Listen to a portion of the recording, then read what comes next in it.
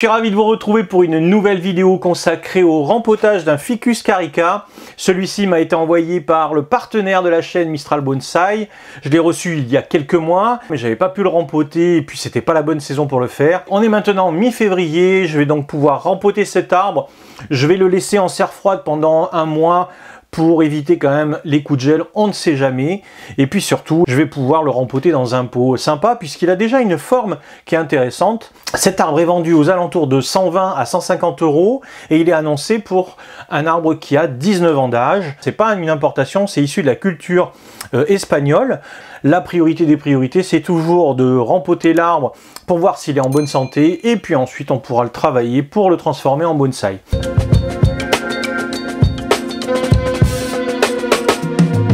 Donc là, facile de le sortir du bac de culture. Son bac de culture, c'était vraiment pour la décoration. Ce qu'on peut constater, c'est qu'au niveau des racines, tout a l'air de bien se passer pour l'instant. C'est un arbre qui n'a pas encore démarré. On voit que les racines ne sont pas blanches sur les pointes. On est mi-février, donc c'est pas mal. On est bien pour le rempotage. Alors, dans le sud-ouest de la France, il commence à faire assez chaud. Si on a des périodes de gel à ce moment-là, eh bien, je mettrai cet arbre en serre froide. Ça me permettra d'éviter les coups de gel, surtout le matin. D'ici un mois, il pourra repartir carrément à l'extérieur et rester à l'extérieur toute l'année. C'est pas évident de savoir quand rempoter. Je sais que certains d'entre vous, vous avez une fenêtre qui est légèrement décalée par rapport à moi. Ça dépend toujours des zones géographiques, le rempotage. On peut commencer très tôt quand il commence à faire chaud. Dans le sud-ouest de la France, il commence à faire chaud relativement tôt, en mois de février. Pourtant, il y a quelques années, le mois de février, c'était un des mois les plus froids de l'année. Là, c'est plus vraiment le cas. On a eu quelques jours de gel au mois d'avril l'an passé, et donc des surprises. C'est pour ça qu'il vaut mieux laisser les arbres en serre froide au cas où, et les sortir quand vraiment vous êtes sûr qu'il n'y a plus de coups de gel. Donc j'ai choisi un pot relativement profond, un pot en grès, émaillé, vert. Ça, c'est pas très cher à l'achat. Vous trouvez ça soit dans les grandes surfaces, soit chez des pépinières spécialisées, ils vous le vendront sans problème. Un pot quand même à bonsaï, donc ça veut dire des trous de drainage au moins 2, et puis de quoi l'accrocher avec des petits trous aussi pour passer le fil de ligature pour accrocher mon arbre. Je vais me munir de 2 grilles que je vais installer au fond du pot avec de la ligature pour éviter que le substrat s'en aille du pot. La préparation du pot, c'est important. Donc moi, je prends du fil de 1,5 mm à la fois pour les grilles, mais aussi pour attacher l'arbre. Et pour attacher l'arbre, je vais utiliser un fil qui va passer de ce côté et un autre fil qui va accrocher l'arbre dans l'autre sens, ce qui va me permettre de croiser les attaches et de bien maintenir l'arbre. Je m'embête pas trop, on peut faire des rosaces, mais avec les grilles, on peut aussi faire des petits ponts, très simples. Voilà, et je maintiens comme ça mes grilles à l'intérieur du pot, sans aucun souci. Maintenant, je viens passer donc mon fil le plus court, voilà. Et ensuite, mon fil le plus long pour croiser. Et mon pot est prêt à l'emploi. Alors bien sûr, vous pouvez utiliser du fil de récupération. Là, j'ai utilisé du fil neuf. Le fil de récupération, c'est toujours bien.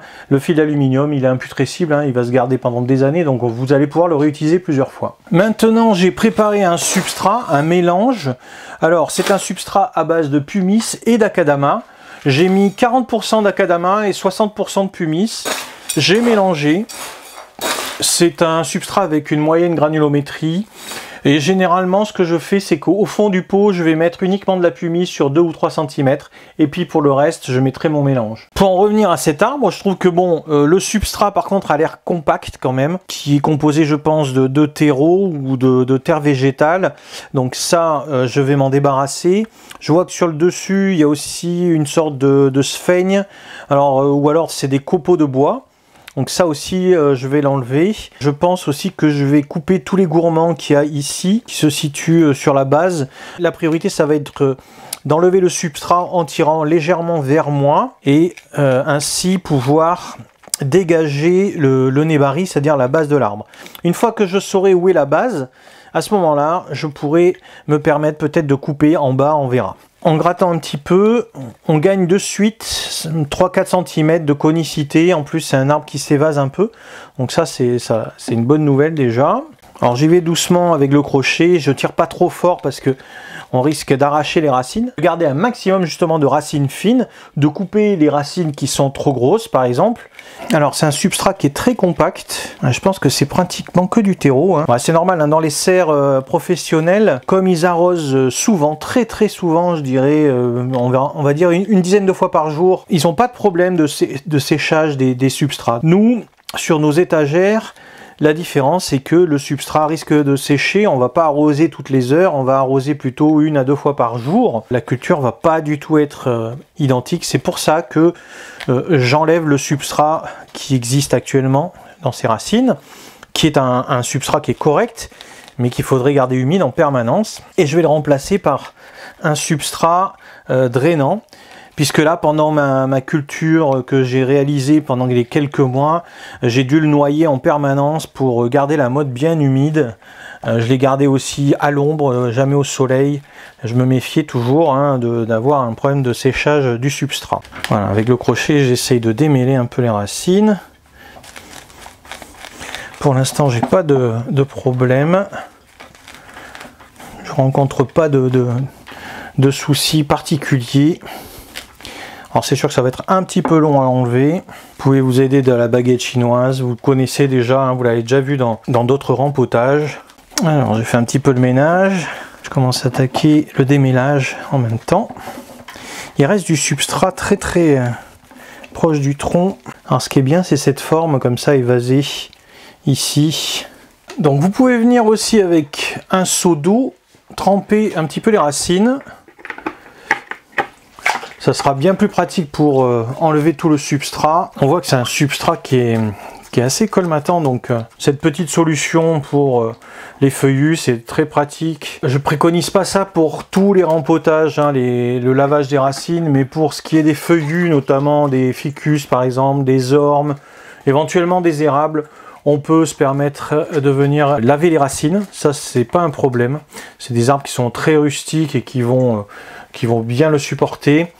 C'est des choses qu'on ne fait pas sur les conifères par exemple, surtout sur les pins, ne faites jamais ça, parce que le pin pousse avec bien sûr des mycorhizes. Maintenant on peut faire le point et on peut voir que s'il y a des coupes présentes en haut, elles sont aussi présentes au niveau des racines.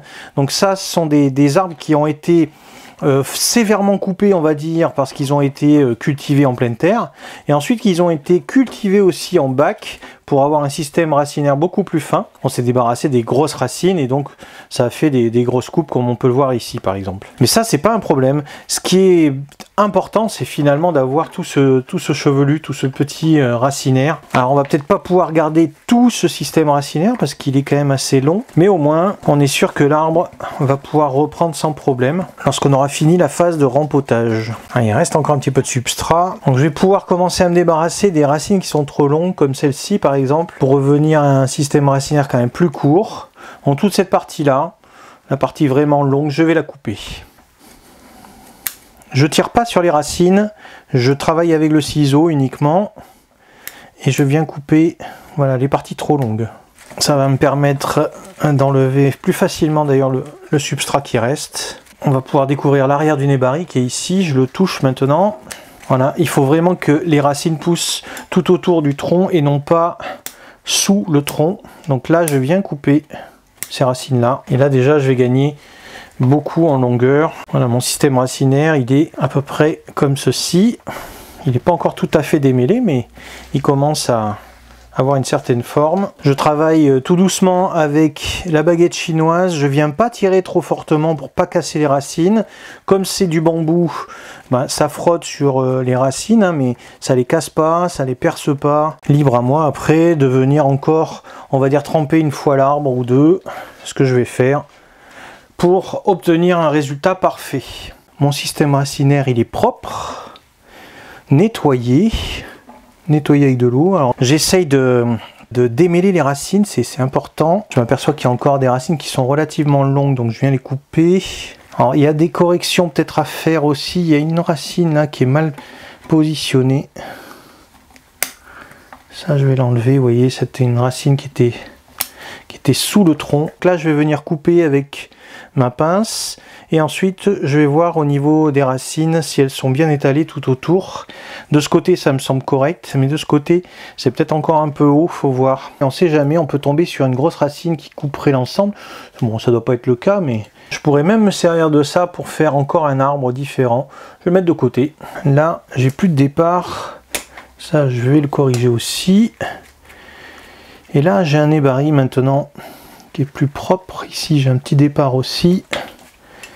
Je vais l'enlever. J'hésite pas à repositionner les racines. Vous voyez, celle-là, elle était de ce côté. Ben, je l'ai ramenée de ce côté. Et si elle est vraiment trop récalcitrante, ben, je la couperai. Je pense que là, c'est pas mal. Au niveau des racines, je regarde ici, c'est un petit peu haut aussi. Donc cette racine-là, je vais l'enlever. Je nettoie bien la base de l'arbre. De l'autre côté, j'ai un pied. On voit bien hein, la coupe qui a été faite ici d'une très grosse racine. Ça a été coupé net et puis il y a des racines qui sont parties de chaque côté. Donc maintenant le but c'est de développer vraiment le racinaire de chaque côté de l'arbre. Donc avant d'utiliser mon substrat et de bien installer l'arbre dans le pot, je vais quand même l'essayer avant hein, parce que je veux savoir un petit peu le résultat esthétique que ça peut donner. Donc là j'ai pris un pot qui est relativement équivalent au pot de culture, il est même un peu plus grand au niveau du contenant, donc ça va être très bien pour l'arbre, il va pouvoir se redévelopper.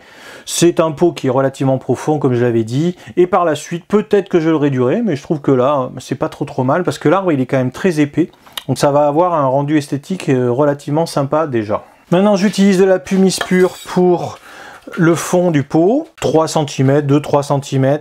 Ça c'est pour le drainage, pour que ce soit bien.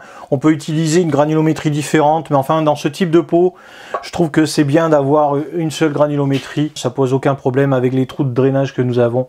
L'arbre va pouvoir tenir plusieurs années. Maintenant, je viens avec mon mélange composé d'acadama et de pumice au-dessus de la pumice que j'avais installée. Voilà, ce qui va faire une couche d'environ 5 cm en tout. Et maintenant, je viens installer mon arbre. Alors, je vais quand même faire attention parce qu'au niveau esthétique, tant qu'à faire, autant le mettre plus ou moins sur sa face. Il a un mouvement, cet arbre, qui peut être sympa. Alors, je suis en train de lever un petit peu la table parce que je veux être bien positionné. Il faut qu'il soit légèrement excentré. Il ne va pas être au centre du pot, cet arbre. Ce coude-là, je vais le faire venir un petit peu plus vers l'angle du pot ici, vers le bord du pot ici. Et je vais laisser un petit espace ici, parce que cette branche, peut-être qu'elle ira plutôt par là, je la dirigerai par la suite. Et donc maintenant, je vais attacher mon arbre. Alors c'est là où justement les grosses racines peuvent servir à attacher l'arbre. C'est pour ça que les moignons, il ne faut pas forcément les enlever au départ. Alors avec la pince à jean, on vient ajuster le fil. Je vais éviter que les racines ne s'en mêlent autour du fil. Voilà, puis maintenant j'utilise le deuxième fil pour bloquer. Toujours pareil, avec la pince à jean, je viens ajuster. Alors je tire toujours vers moi d'abord et ensuite j'enroule. Voilà, et là mon fil, il tient bien l'arbre. Je viens ajuster également ici. Et ensuite je viens enlever le trop plein de fil. Si je vois que mon arbre est pas assez stable, je viens tirer encore et rajouter un demi-tour, on va dire. Il est bien stabilisé, il est bien positionné, je vérifie quand même un petit peu, mais tout est bon. Et donc maintenant je vais rajouter le substrat.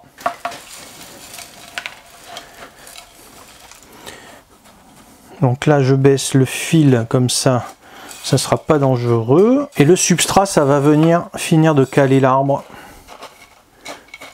Ça va bien le maintenir dans le pot. Avec les doigts, je tasse. Je viens avec la baguette enlever les bulles d'air. Alors je tourne.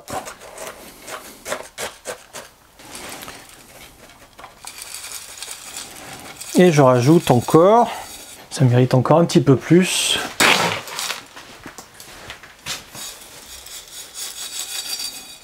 Voilà, mon arbre est maintenant rempoté, donc il va partir maintenant à l'arrosage, bien entendu.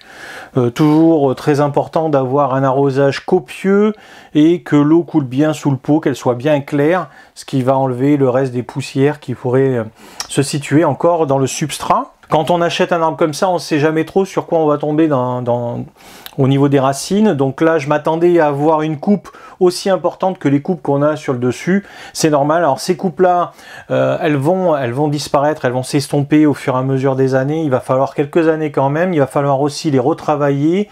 Là, je vais laisser reprendre cet arbre, c'est-à-dire que il va aller à l'ombre, d'abord dans ma serre froide, pour éviter bien sûr un coup de gel qui pourrait arriver jusqu'au mois d'avril ici sur la zone du sud-ouest de la France. Et puis ensuite je le mettrai sur mes étagères, il sera toujours mi-ombre, je le mettrai jamais en plein soleil, même si c'est un arbre qui peut résister lorsqu'il est en pleine terre, il faut quand même se méfier quand il est en pot, parce que bien sûr avec le petit contenant, il va pas forcément supporter les grosses chaleurs. C'est un arbre que je vais arroser minimum une fois par jour. Et puis les périodes vraiment estivales sera 2 fois par jour. Engraissage d'ici un mois et demi par vent. On va modérer un peu les tailles étant donné qu'on a fait un rempotage cette année. Ça va faire beaucoup, donc il ne subira qu'une seule taille cette année. Les corrections sur le tronc avec les différentes coupes que l'on peut trouver, je vais le faire au fur et à mesure. C'est des choses qui vont s'estomper avec le temps, je pense. Là, je trouve que à part ces coupes qui sont un peu fortes, tout le reste, je trouve que l'arbre, il a une jolie forme. Sur le site de Mistral, hein, qui nous présente des arbres comme ça, aux alentours de 100 à 150 €, c'est pas si mal parce que c'est un arbre qui est déjà assez vieux, qui a une forme, qui a été taillé pour faire du bonsaï, et on se retrouve très vite avec un petit bonsaï vraiment sympa dans le pot. L'arrosage a été fait, alors on peut venir bien sûr compléter si jamais il y a le substrat qui a bougé un petit peu. Là c'est pas trop le cas, je viens juste niveler, mais il n'y a pas de souci particulier. Donc voilà, il n'y a pas eu de difficulté majeure sur le rempotage de cet arbre. C'est le gros avantage lorsqu'on achète un arbre de pépinière qui a été préparé, on va dire, pour faire du bonsaï. On n'a pas les grosses, on va dire, racines à enlever, couper. C'est pas du prélèvement, c'est vraiment de l'arbre de culture. Et donc on a déjà un système racinaire qui est relativement prêt. C'est le gros avantage, et c'est ça que l'on vient bien sûr chercher dans le prix aussi. Ça, c'est une des solutions. Je trouve que c'est une solution pertinente. Aujourd'hui, j'ai un arbre qui est relativement correct dans le pot, qui est présentable. Je vais bien pouvoir en profiter d'ailleurs sur mes étagères, hein, ça va bien rendre, puisqu'une fois qu'il sera en feuille, il sera tout recouvert. Puis en plus, c'est un arbre qui fait des fruits, donc ça sera très sympa. Place à la culture et bien sûr à l'évolution de cet arbre que vous verrez certainement en vidéo. Une fois par an par exemple, ça pourrait être amusant. Et d'ici 2 à 3 ans, eh bien, je vous le ferai gagner dans le Nejikan Club. Voilà, j'espère que cette vidéo vous a plu. Surtout n'hésitez pas, laissez-moi un commentaire, des questions comme d'habitude, je vous réponds. Vous pouvez aller faire un tour dans la description de la vidéo. Vous allez retrouver par exemple le partenaire Mistral qui m'a fourni cet arbre. Vous pouvez retrouver également les outils, le substrat, le pot. Tout est sur le site internet, il n'y a qu'à choisir. On se retrouve très vite dans une prochaine vidéo sur la chaîne.